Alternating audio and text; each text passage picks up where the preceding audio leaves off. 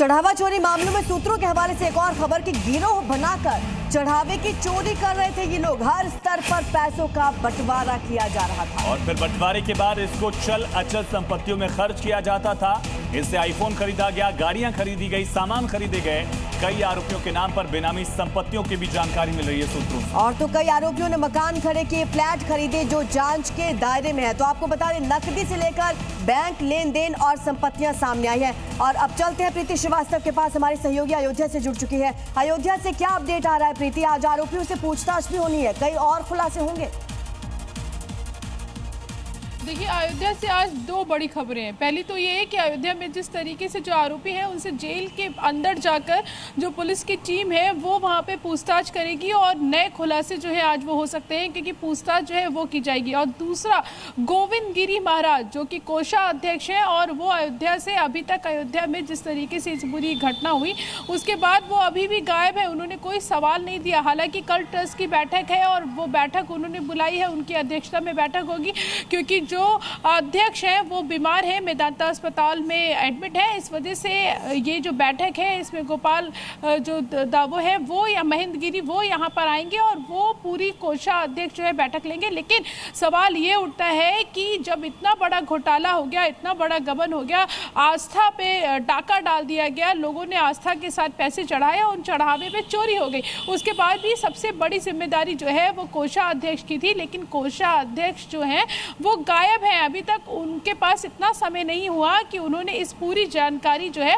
वो मीडिया को दे दें, पुलिस को दे दें। और उससे भी बड़ी बात यह है कि अभी तक एसआईटी में भी उनसे पूछताछ नहीं की गई है, क्योंकि जो सारी जो वित्तीय लेन देन है उनकी सारी जो जिम्मेदारी है वो उन्हीं की बनती है और उन्हीं के ऊपर ये सारी चीज़ें हैं कि जो पैसा आया, चाहे वो चढ़ावे का हो या चाहे किसी ने ट्रस्ट के जरिए दान दिया हो, जो भी पैसा आया हो, चाहे वो बाहर से आया हो, विदेशों से आया हो या भारत से आया हो, जो श्रद्धालुओं ने पैसा वहाँ पे चढ़ाया, उस सारी जो जानकारी है, सारी जो इन्फॉर्मेशन है, सारी वित्तीय लेन देन, जो संपत्तियाँ खरीदी गई, जो लेन देन हुआ, वो सारी जिम्मेदारी उनकी है। लेकिन उनकी तरफ से अभी भी कोई भी स्टेटमेंट कि क्या हुआ, कैसे, कुछ भी नहीं दिया गया है। और अभी उन पर भी अब यहाँ पे अयोध्या में जो साधु संत है वो लगातार सवाल उठाने लगे हैं, क्योंकि बिल्कुल, और साधु संतों में भी आक्रोश है। प्रीतिया बने रहेगा और अपडेट आपसे लेंगे। तो चढ़ावा चोरी पर संत भी आक्रोशित हैं, साथ ही सियासी गलियारों में भी इसे लेकर गुस्सा देखने को मिल रहा है। अलग अलग प्रतिक्रियाएं सामने आ रही है।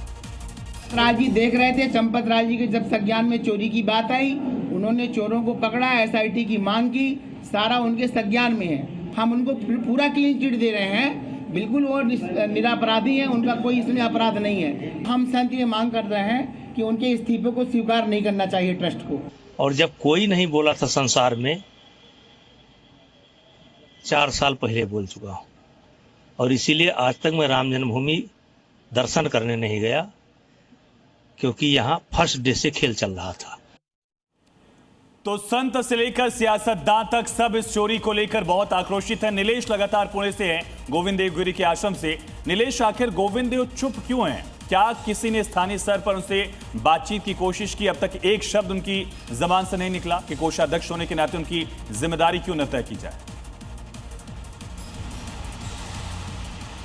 बिल्कुल, यही पूरा देश जो है वही सवाल उठा रहा है कि अभी गोविंद गिरी महाराज क्यों नहीं बात कर रहे। इतनी बड़ी बावजूद के बाद भी उनका कुछ बयान भी अभी तक नहीं आया। लेकिन हालांकि जहाँ पे मैं खड़ा हूँ वो इलाका आलंदी का एरिया है और इसी इलाके में उनका बहुत बड़ा आश्रम भी है। लेकिन यहाँ पे ऐसी जानकारी मिल रही है कि जो आश्रम में है वहाँ पे कोई अभी हलचल नहीं है।